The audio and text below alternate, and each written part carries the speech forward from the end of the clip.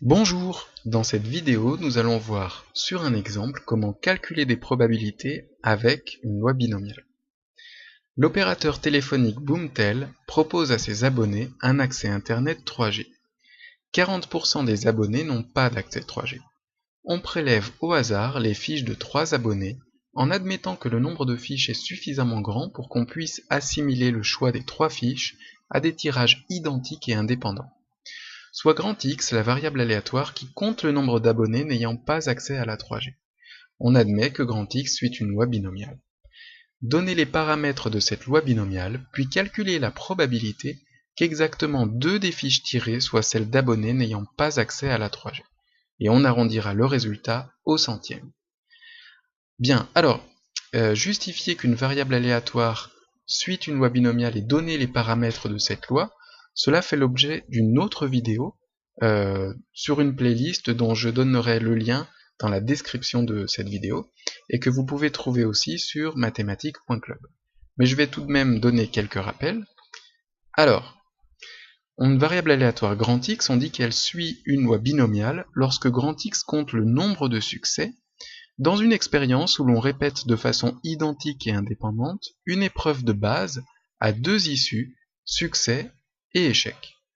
Donc sur cet arbre, on a illustré ceci. Vous voyez qu'on a une épreuve de base, succès-échec, qui est répétée, de façon identique et indépendante, un certain nombre de fois. Très bien, alors donner les paramètres d'une loi binomiale, c'est simplement donner les nombres qui vont nous permettre de construire cet arbre et de le compléter. Alors, le premier paramètre, c'est la probabilité d'obtenir un succès sur une épreuve de base. Puisque une fois qu'on a cette probabilité, on a la probabilité d'obtenir un échec, et donc l'ensemble de toutes les probabilités. Le deuxième paramètre, c'est combien de fois on va répéter cette épreuve de base.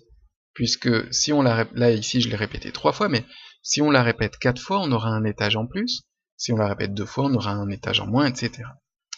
Bien, alors, quelle est la probabilité, le premier paramètre, la probabilité d'obtenir un succès, et déjà, qu'est-ce qu'un succès ? Eh bien, ce n'est pas très compliqué, il suffit de regarder ce que compte notre variable aléatoire, puisqu'elle compte le nombre de succès. Et comme elle compte le nombre d'abonnés n'ayant pas accès à la 3G, un succès, ce sera tirer la fiche d'un abonné qui n'a pas accès à la 3G. Et la probabilité d'avoir ce succès, eh bien, elle est donnée dans l'énoncé, puisque 40% des abonnés n'ont pas d'accès à la 3G, donc la probabilité d'un succès, qu'un abonné n'ait pas accès à la 3G est de 0,4. Bien. Le deuxième paramètre, eh bien, comme on prélève au hasard les fiches de 3 abonnés, notre deuxième paramètre, c'est n égale 3, voilà. Et donc finalement, grand X suit la loi binomiale de paramètres p égale 0,4 et n égale 3. Voilà, alors, à partir de là, on nous demande de calculer la probabilité qu'exactement 2 des fiches tirées soient celles d'abonnés n'ayant pas accès à la 3G. Alors on va refaire apparaître notre arbre complété. Donc vous voyez, il y a bien 3 étages. Et puis, on a complété avec toutes les probabilités. Bien. Alors, la probabilité d'avoir exactement 2 abonnés qui n'aient pas accès à la 3G, c'est la probabilité que grand X soit égal à 2, puisque c'est la probabilité d'avoir 2 succès. Voilà. Donc on pourrait utiliser cet arbre pour calculer cette probabilité, mais en fait le problème c'est que cet arbre on ne peut pas toujours le faire, puisque si on répète l'expérience un grand nombre de fois, vous imaginez bien que on va pas passer notre temps à faire un arbre immense. Bon.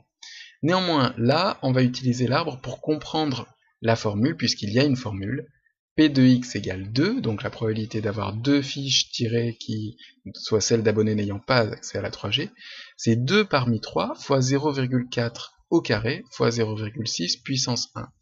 Donc on va reprendre l'arbre pour essayer de comprendre cette formule, et ensuite on expliquera comment utiliser la calculatrice pour obtenir directement le résultat. Donc, la probabilité que grand X soit égal à 2, eh bien, déjà pour faire cela, on va essayer de trouver des chemins. Donc je vous rappelle qu'un chemin part de la racine et arrive à une feuille, une extrémité. Donc on va essayer de trouver la probabilité d'un chemin où il y a exactement 2 succès. En voici un, en rose ici, vous voyez qu'on fait succès, succès, échec. Et pour avoir la probabilité de tout ce chemin, il suffit de multiplier les probabilités rencontrées sur ce chemin. C'est-à-dire ici 0,4 fois 0,4 fois 0,6, ce qui fait exactement 0,4 au carré fois 0,6 puissance 1. Donc voilà.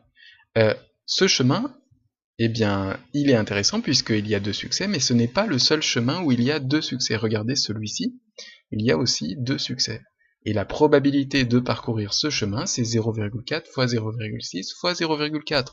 Ce qui fait aussi, comme la multiplication, vous savez, on peut permuter l'ordre des facteurs, 0,4 fois 0,4 fois 0,6, c'est-à-dire 0,4 au carré fois 0,6 puissance 1. Et il y a encore un troisième chemin, dans lequel il y a 2 succès, où il y a aussi donc une probabilité de parcourir ce chemin égale à 0,4 au carré fois 0,6 puissance 1. Donc finalement, on se retrouve avec 3 fois 0,4 au carré fois 0,6 puissance 1, puisqu'il y a 3 chemins. Bon. Et on s'aperçoit en fait que ce nombre, la 2 parmi 3, permet simplement de compter le nombre de chemins où il y a 2 succès sur 3 tentatives, disons. Donc voilà, c'est simplement le sens accordé à cette formule, c'est le nombre de chemins où il y a 2 succès, multiplié par la probabilité d'un succès, comme il y a 2 succès au carré, c'est-à-dire 0,4 fois 0,4, multiplié par la probabilité d'avoir un échec, puissance 1, puisque on passe une fois par un échec dans chacun des chemins. Voilà, alors, le problème c'est qu'on ne peut pas toujours faire l'arbre, alors pour passer de cette première ligne à la deuxième ligne, on a besoin de calculer cet élément, et ce nombre, en fait, on peut utiliser la calculatrice pour le calculer, ce n'est pas très compliqué, regardez. Il suffit d'aller dans le menu 1 de calcul, puis de choisir Opt, Prob, et ce nombre correspond à NCR. NCR, c'est une ancienne, c'est une notation que vous verrez dans le supérieur peut-être, mais elle n'est plus utilisée en terminale, mais ça correspond simplement à R parmi N. Donc on doit écrire ici 3C2 et on obtient 3, vous voyez, sans avoir eu à dessiner un arbre. Donc pour calculer cela, je peux faire comme ça, 3C2, vous voyez que c'est un peu le contraire de ce qu'on écrit ici et de ce qu'on lit. Ici on dit 2 parmi 3, ici on écrit 3C2, bon, c'est pas grave. Multiplié par 0,4 au carré, multiplié par 0,6 puissance 1, je ne l'écris pas puisque ça fait juste 0,6, et on obtient 0,29 environ. Voilà. Bien, alors ça c'est une première façon de faire, mais votre calculatrice est puissante et elle permet de passer directement de la première ligne, disons. Elle permet de calculer directement la probabilité que x égale 2 sans avoir à entrer cette formule, vous allez voir. Alors, comment on fait? Ce n'est pas très compliqué, encore une fois. On va dans le menu Stat, Dist, puis Bin comme binomial, et on choisit BPD. Dans BPD, on doit remplir Data. Dans Data, on choisit var. Voilà. X, le petit x ici, correspond au nombre de succès que l'on souhaite avoir, donc on met 2. Et ensuite, les deux autres éléments, ce sont les paramètres de notre loi binomiale, donc numTrial, le nombre de fois où on va répéter l'expérience, et P, la probabilité d'un succès, c'est 0,4, et vous voyez qu'on obtient 0,29 environ. Alors, en résumé, comment faire? Je vous conseille le jour de l'examen d'écrire cette formule, donc P de x égale 2 parmi 3 fois 0,4 au carré fois 0,6 puissance 1, cela prouve au correcteur que vous avez appris votre cours, et puis de passer directement en utilisant le menu Stat à 0,29 au résultat, disons, environ. Cette ligne-là, vous pouvez l'écrire pour vérifier votre calcul, si vous avez du temps à la fin de votre devoir, vous calculez cette valeur de façon indépendante, et puis vous vérifiez qu'on obtient bien 0,29, cela vous donne une certaine sécurité. Voilà, alors, il nous reste à conclure. La probabilité qu'exactement 2 fiches soient celles d'abonnés n'ayant pas accès à la 3G est de 0,29 ou 29%. C'est terminé, j'espère que cette vidéo vous aura permis de comprendre comment on calcule des probabilités avec la loi binomiale. N'hésitez pas à mettre un pouce en l'air si cette vidéo vous a plu, j'espère vous revoir très bientôt sur YouTube ou sur mathématiques.club. Au revoir.